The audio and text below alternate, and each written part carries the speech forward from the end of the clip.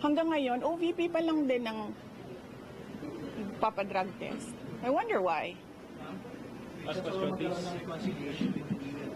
No, hindi ako tao na nagpapaareglo. Tsaka hindi ako tao na nabibili ng pera. Ma'am, are you a threat now to national security? Am I a threat to national security? What they are doing to me is a threat. Sagot ko yan sa NSC. Mamaya, bukas. Ma'am, may nabanggit Diba? kayo na bibinigay sa inyo sobre si First Lady Lisa Araneta Marcos. Para saan ba yun? Purpose ng millions na yun? Yes, sabi? I'm waiting for that question to come up in the committee hearing. So let's wait for that question to come up in the committee hearing. Yes, I'm free on Friday. Tomorrow I'll be in Basilan, and then Thursday I'll be in Lingayen, Pangasinan, and then Friday I'm free. So you're ready to answer all their questions now? I will answer my questions because I need to be there to help the other OVP personnel. They have expressed that they feel safer and they feel more comfortable if I am with them. But I will not be recognized if I don't take my oath. So I am forced to take my oath and answer questions under oath because I cannot take care of the OVP personnel. But for example, to explain how 125 million pesos were spent within a matter of 11 days, or they have questions about acknowledgement receipts, will you explain all those or answer all those questions? Isn't it that they've been asking those questions from the resource persons, from COA, from the OVP personnel? So why will I answer again? I already answered when we sent our answers to the Commission on Audit. It was clear there. In fact, ayoko naman kasi mag-discuss ng CFBA, but in fact, the 125 confidential funds had a notice of disallowance, but not the entire amount. Let's make that clear. Not the entire amount of the 125 million was disallowed by the Commission on Audit. Meaning, all the rest of the funds, I do not have the number right now. I think it's approximately 70 million that was disallowed.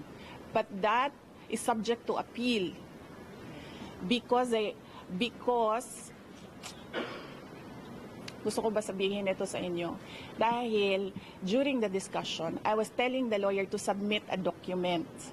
But the lawyer said, no, you know, when lawyers are discussing and they have their own positions, it's really a difficult meeting to do.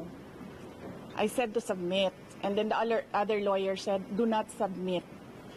Eh di lumabas yung disallowance, and then sinabihan ko yung lawyer, sabi ko, tingnan mo, lumabas yung disallowance. Sabi ko, sa appeal, ilabas mo yung document.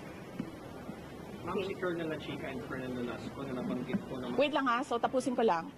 And then, so cleared na yon.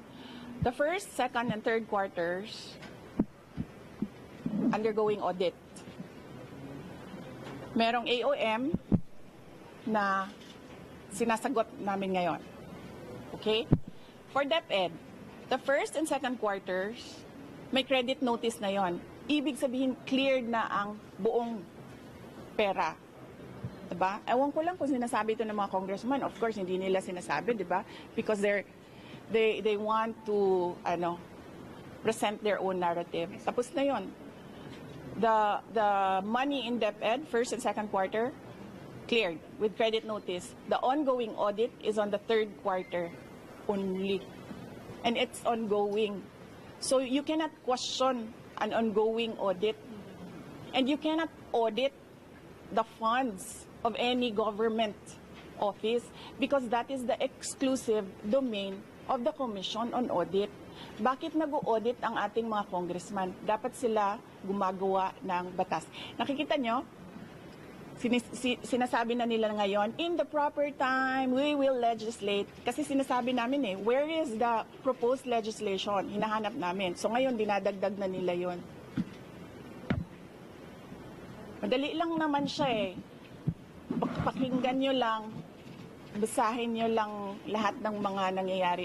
Madali lang maintindihan kung anong ginagawa nila. Okay? Last question please, last question. Humarap na si Colonel Velasco and Colonel Chica, mas maintindihan na ba ng publiko at ng Kongreso itong paggastos po ng confidential funds?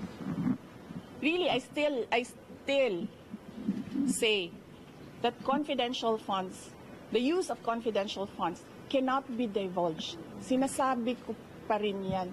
They cannot be divulged in public. It will compromise lives and security of personnel who are cooperating or who are nandoon sa kabila na asset. You cannot do that. That is why it is called confidential funds.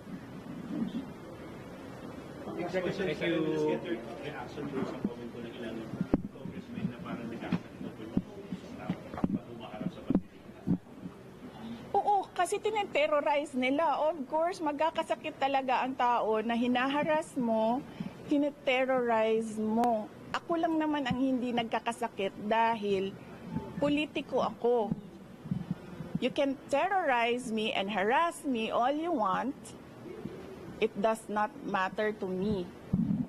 Pero these are ordinary Office of the Vice President employees. They are not politicians. They are ordinary citizens. So, pag hinaras mo yan, terrorize mo yan, ganyan talaga mangyayari. Sinasabihan ko yung doktor kagabi, Doc, i-clear nyo yan na mag-attend ulit. Kung sa susunod, diretsong stroke na yan. Ngayon, swerte tayo, hindi na stroke, hindi na heart attack. But the family has a history of heart attack. Lahat ng kanyang ang parents and I think some relatives, heart attack lahat ang ikinamatay. So, ano ba? Papaupuin pa ba natin doon? Tapos antayin natin, ay, na heart attack. Kay Ma'am Gina ito. Yes. Diba? So, yes. So, yes, Mr. Billionario, pahingi ng pera. Nasa critics din and others, they're saying Yes. Of course you've already said that you're here almost 24/7 because you're concerned about your staff. Yes. Some of your critics say you're here 24/7 because you're afraid they might say something, might divulge something that might incriminate you. They are attending Yusek Lopez attended the hearing. They can ask her questions there. I was not there when Yusek Lopez attended the hearing, so I was not there to influence her and tell her what to answer. If you saw me yesterday, I was not looking at Gina Acosta. I was studying. I was reading laws. I was studying the rules of para na akong congressman ngayon, tanong niyo ako kung anong rules nila. I was studying the rules of the House of Representatives. I was not looking at her. Pinapabayaan ko siya sumagot. Siguro umiiling-iling ako paminsan-minsan dahil I feel na hindi dapat dinadivulge sa public yung ibang mga sinasabi na ng kasama ko, pero wala akong magawa. Kasi ayaw namin na ma-detain sila. So, sumasagot talaga sila. Si Edward Fajardo, not once did I coach him. Pero si Gina, I helped her with the term detail. Kasi she was trying to remember kung anong tawag nung isang tao na galing sa isang opisina, na nililipat sa isang opisina, and that is called detail. So I told her detail, and she said details. Yung money, yung CF is from SDO, dumidiretso daw sa mga security officer. Yun talaga mamang nature ba ng confidential funds? Yes, there is an SDO, and there is a security officer, and there is a head of agency. So, ako yung head of agency, may SDO kami, may security officer kami. Ganon talaga ang structure. Again, sinabi ko ito sa mga, wala kasing mainstream noon ba? Again, so alam natin lahat ng Halikan ko na yung Po yung may... Mike, please. ayoko itong pula.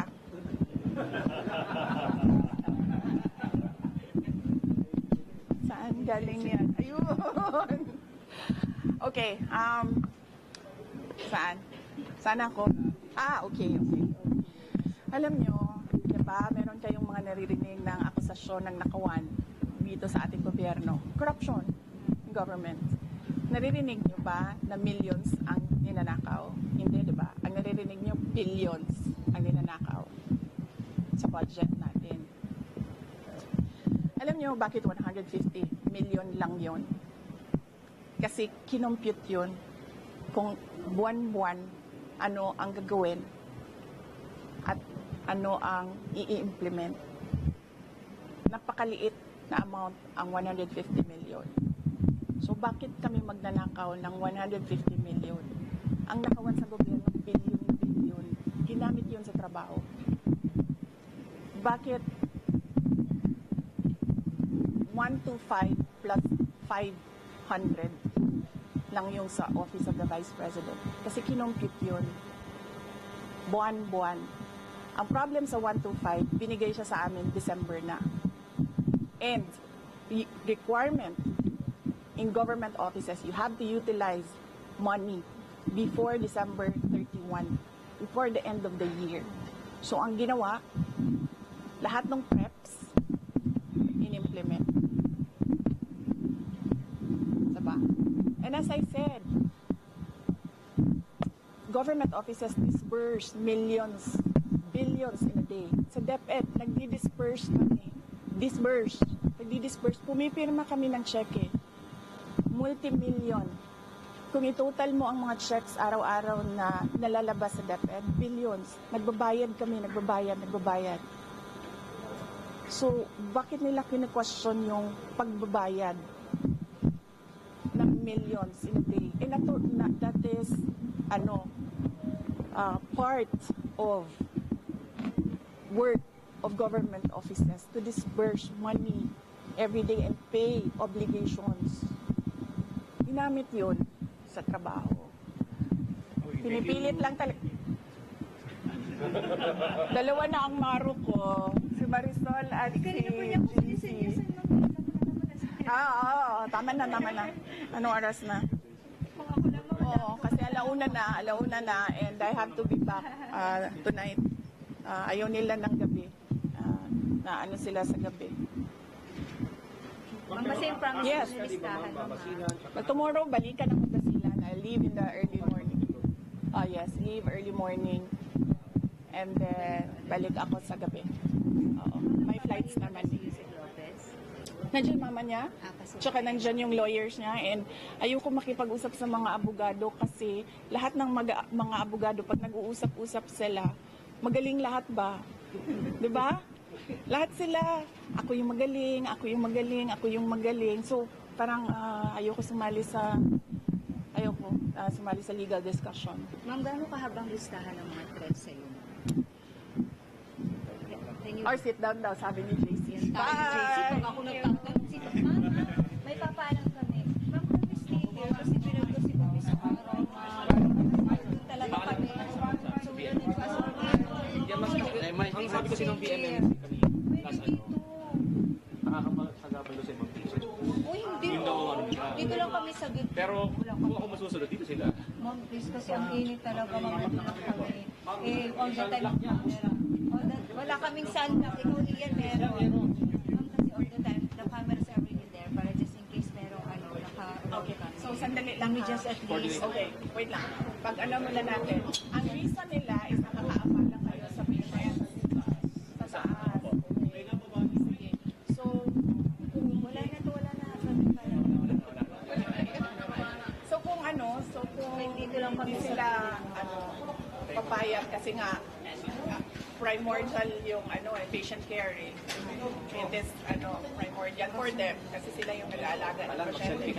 Pwede ba kami mag-negotiate ng tent sa kanila? Kami lang mag-provide. Tent na lang. Mag-ano kami ng tent. Kasi double tent lang natin para dalawa yung rin maiiyak. Puno. Malawak ang puno. Hindi kayo tatay. Ma'am, kapaselfie lang daw ang mga bata. Dito kayo.